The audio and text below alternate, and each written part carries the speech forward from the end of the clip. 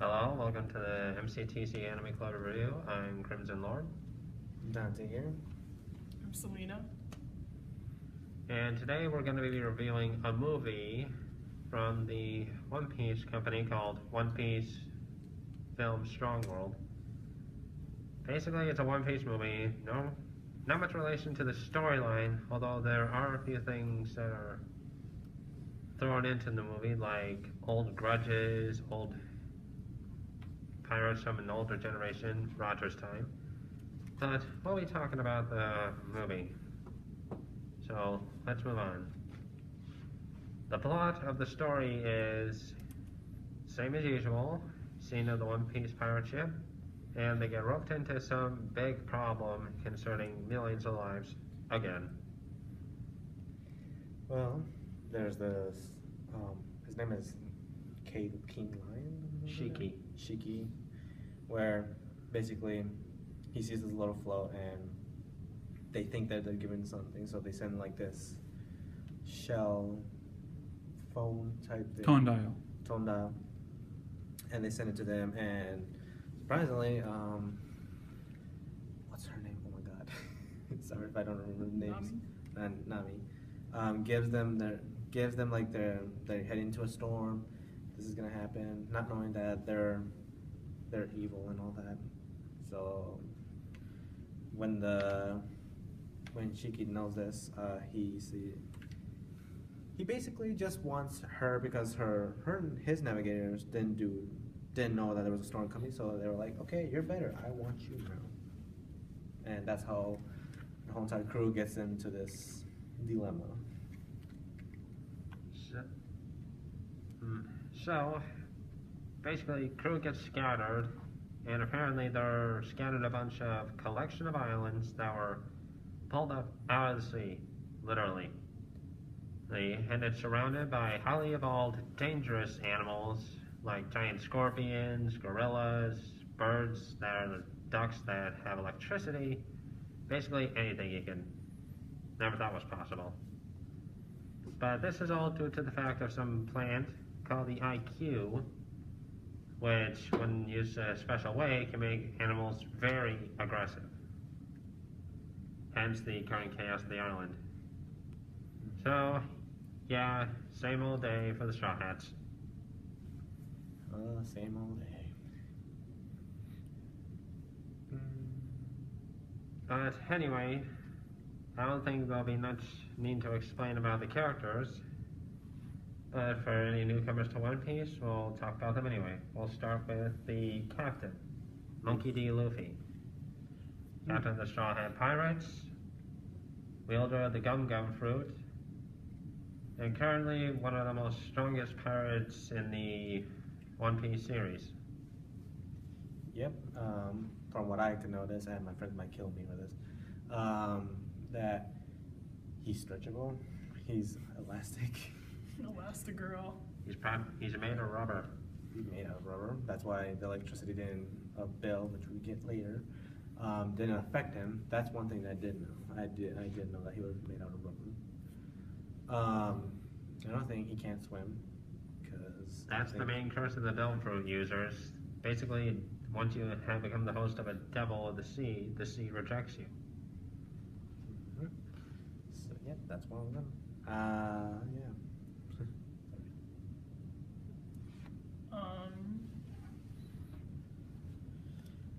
His voice doesn't match his body. That's what I gotta say. Doesn't match his body? Yeah, it doesn't match the body. Like when he talks and it's like an action scene, and when he opens his mouth, I'm like, you fucking ruined it. You just had to go and say something. Like you can just, I don't know, just be quiet or have somebody else come in. That's, yeah.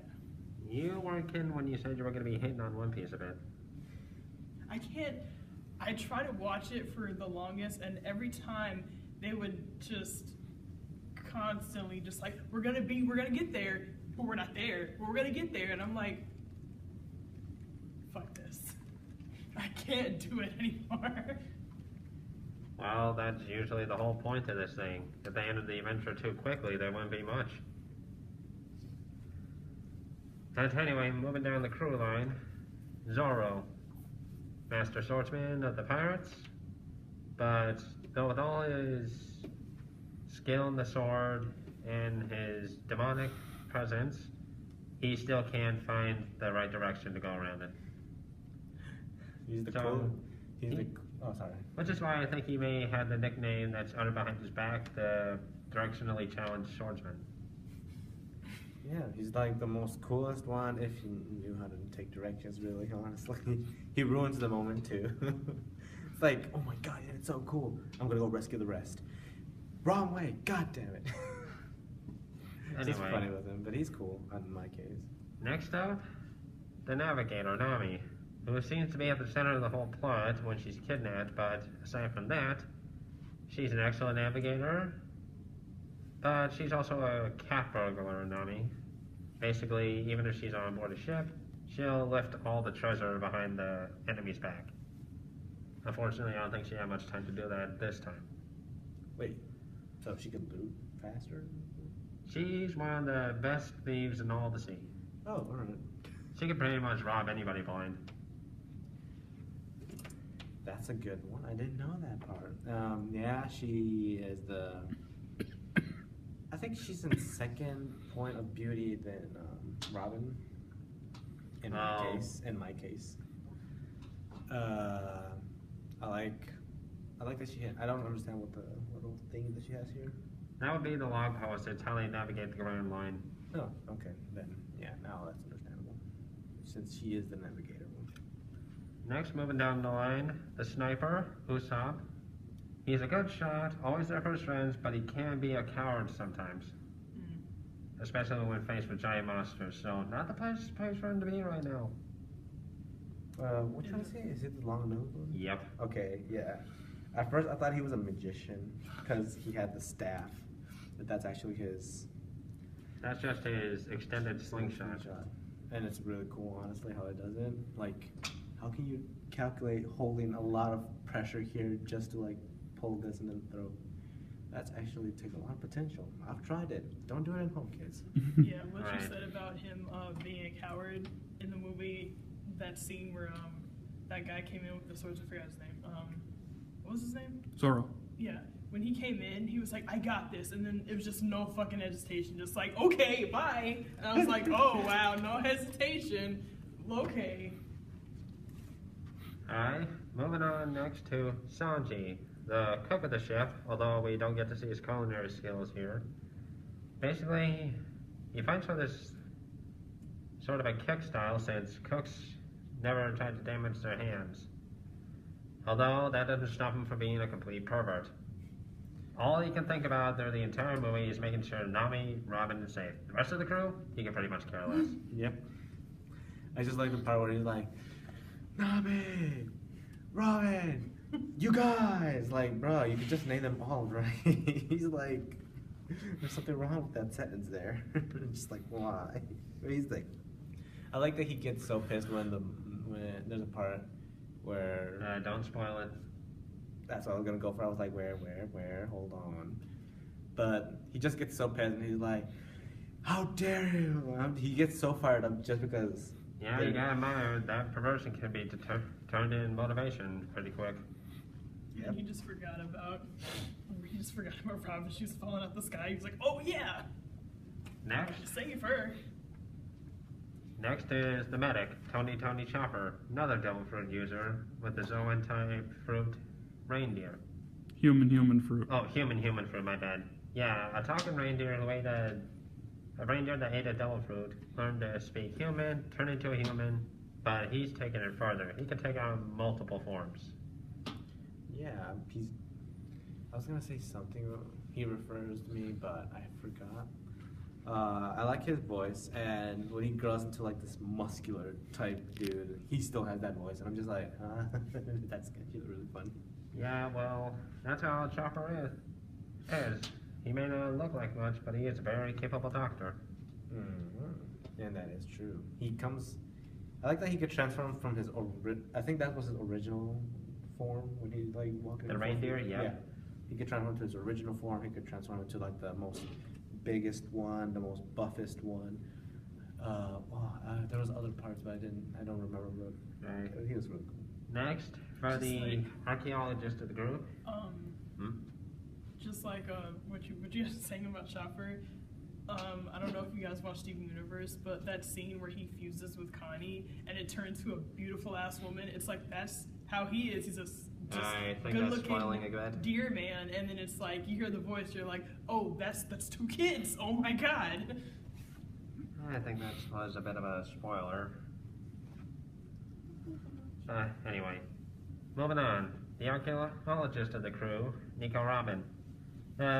Seeing as how there aren't any ancient ruins or anything around, I think she just does covert spy stuff when she's inside the enemy's base. Trying to make sure nobody's onto them, gathers information, which inadvertently helps the crew understand what situation they're in. So she may not have done much, but the stuff she did do helped a lot for the Straw Hats later on in the movie. Yeah, it does. Was she the one controlling the hands that were just passing it down? Yep, that's her plume fruit. Basically, flower petals cause body parts to grow wherever she wants. So basically, sprouts arms on the enemy and snaps their neck. She was known as an assassin. Don't mess with her. Right. Now for the shipwright, Frankie. Basically, he's a cyborg. His entire body can be used as a weapon. Breathes fire, uses his own arm as a personal cannonball launcher. But he is pretty handy with making new machines. He even turned a lobster into a motorcycle and called it Crawley Davidson. Yes, I understand the wordplay, and that is kind of a play on words. Yeah, I saw that he could transform. At first, I thought his ability was to like transform animals into cars or anything. No, he can basically make any machine once he puts his mind to it. He was taught by one of the very shipwright who was on Gold Roger's fleet. That's actually really good. Yeah, I could see why now he has those big arms now, because he could take all the other stuff out. And for the last crew member, Brooke, the musical swordsman. Basically a living skeleton due to his revive fruit. He died, was revived, but took him too long to get back to his body, and he's now just a skeleton. Really? Pretty much. And again, he's not one of the few crew members that don't get much screen time in here, but he does help during the battle. Yeah, I like how he plays the violin and it just goes. Constantly just like, let me see your panties, girl. And I'm just like, what? Without hesitation, just hey, show me one of those panties, please. Yeah, so the Straw Hat crew has 2 perverts. 3. 3. Frankie. Oh, Oh, yeah. I didn't know he was one. He must hide really He always well. wears a Speedo. Oh, yeah. Okay. Well, moving on. Now we'll go with the characters that aren't the crew. For example, the main villain of this, Shiki the Golden Lion. Now, he seems like one of those old distinguished pirates who's been around for a while, because he had that likeness about him. And what do you think about his legs? How did he lose them? No, I mean, what did you think about the fact that he used swords for legs? Oh. Props to him for being able to walk on 2 swords that are really pointy. Well, it just makes it seem like he's walking there. I think it's due to his double fruit. The float fruit, which lets him change the gravity of objects, which would explain why he's able to fly, because he can make his sword legs weightless or heavy as he wants, anytime he wants. And the fact that he can change gravity at will like that to suit his advantage, just goes to show you that he's been around for a while and he knows how to use his double fruit to its full capabilities. Another thing, if he had the ability to touch someone and control his gravity, then he would have been OP. Yeah, but that's the weakness of his double fruit. He can't use it on living creatures. Oh, I forgot about that. When he was fighting, I forgot his name again. What's the blonde guy's name again? Sanji? Yeah, when he was fighting him and he just had his leg, I thought he was gonna make him float in the air, and then that didn't happen. So I was like, okay, well, then what is gonna happen? Because I forgot that they couldn't do that with the people, or he can do that with people. Right. Last name, the little feathered friend that came in, Billy. Billy. At first I Yeah, thought it was a Billy. duck that was able to use electricity, till we found out it was more like a peacock duck. He is the peacock. The pea-duck? P-duck. He's the P-duck. We'll just call He him had Billy. that chicken thing to him though. That little thing on his head. Oh, the Yeah. crown. Let's just call it Billy. Billy. He sounds like he could be the mascot for a chicken place. Billy, the chicken, just dancing around on the street with a sign in your hand, just like, Billy's chicken right here. But still, he had more moments in this movie than we give him credit for. He seems to always show up whenever the crew needs him. Yeah, I wish they kept him. I don't know why. Unfortunately... Movie only. What? Movie only character. Right. Well, anyway, I think we got to all the important characters that had big roles in this. Or two more. Two more? Nanami's 2-inch waist was amazing. Indigo and Scarlet. Indigo and Scarlet. Oh, the two villagers they met? No? Indigo the clown. Oh, and Scarlet... The gorilla. Yeah. Wait, his name is Scarlet? Yes. I think those two were around for the comic relief, to be honest. What do you think about them? Just why? Change your feet your shoes, for Christ's sakes. Oh my God! Just every time to hear his squeaky shoes, or just no. Another part about that guy is, at first, I don't know how everyone forgets that he does talk. Just one moment they just say like, "You talk," and then the next time, "You talk," and then the other time he just does a like crazy dance, and then go, "Ah, I understand you." And then he talks like, "What?" It's like super funny with that guy though. And what about Scarlet the gorilla? Every time that he... Chris. Oh, sorry. You were saying? Yeah, I honestly didn't like that character because every single time something important was happening, it was like, oh, I'm coming in with my fucked up shoes, and you're like, why are you here? Like, you just ruined the whole, like, interrogation because you're coming in like, hey guys, I'm like, why? You just ruined it.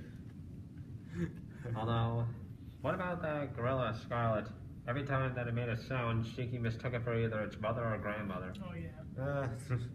I was like the same as him when she was like saying, "Do you think like every of your family is a gorilla or anything like that?" And another part is, I didn't think his name was Scarlet, honestly, because he had crushes for Robin and for Nanami.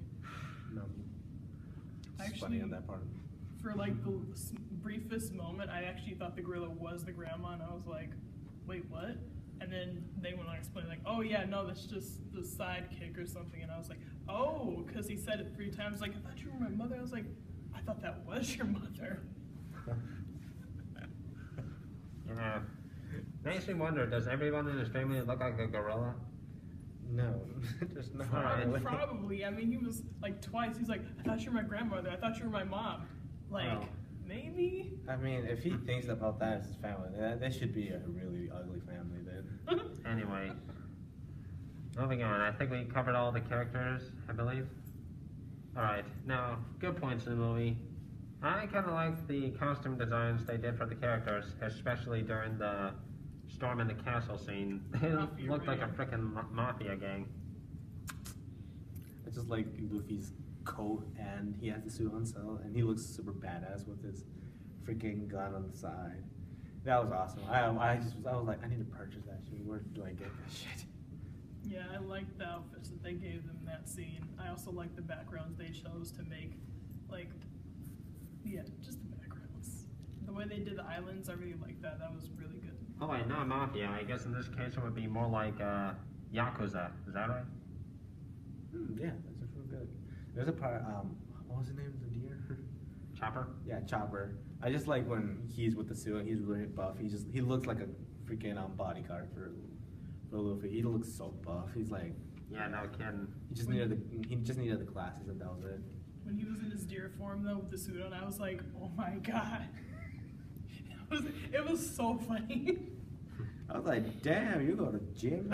Do you go to the gym? So, any bad points about the movie?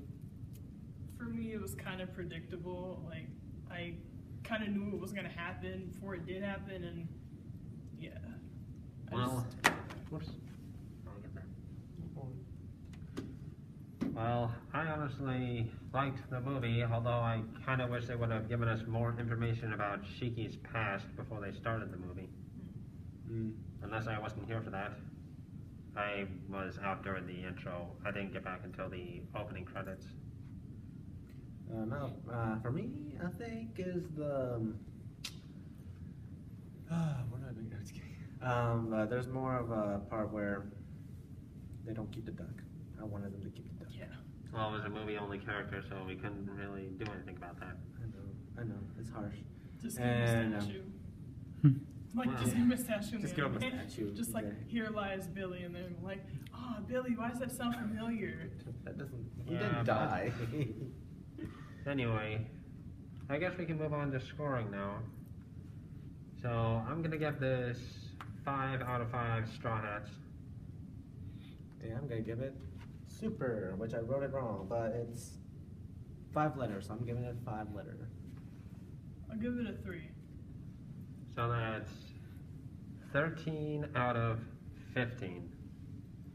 So I guess that's not, let's see, what would that be?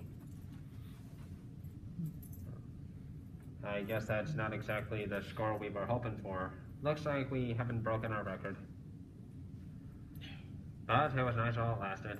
Anyway, that's all for the review. Join us next week for our next one. Until then, this is the MCTC Anime Club signing off. Bye. Billy. Bye.